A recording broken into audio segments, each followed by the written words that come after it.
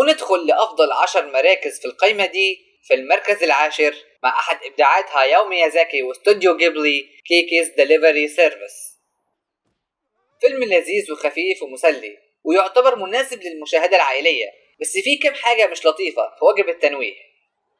وبالرغم من قوة الفيلم ويعتبر من أقوى أفلام هاياو ميازاكي، إلا إن الفيلم فاز ب4 جوائز بس، منهم جايزتين للأكاديمية اليابانية، واحدة منهم لأكتر فيلم شعبي في 1989.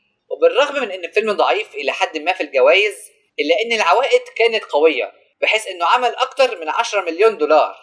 ده كفاية لما أقولك بأن مؤدية صوت المحقق كونان نفسه هي نفسها مؤدية صوت كيكي هنا، النسخة اليابانية طبعا.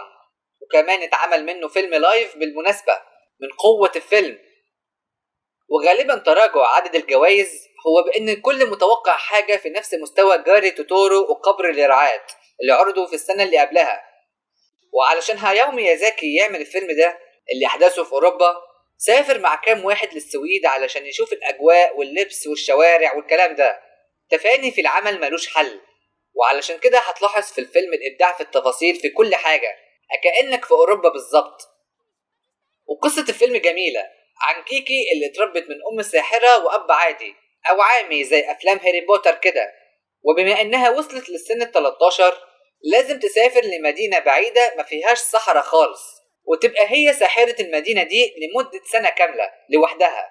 بنت ما عندهاش أدنى خبرة في الحياة وعنيدة جدا، تنطلق لوحدها وتعتمد على نفسها في مدينة بعيدة، وهتتعرف على ناس وتساعد ناس وتوصل طلبات، وهتشوف بقى هتتعايش ازاي مع وضعها الجديد، وهتبقى زي المشردة كده، وغيرها من الحاجات اللي شدت الناس للفيلم ده.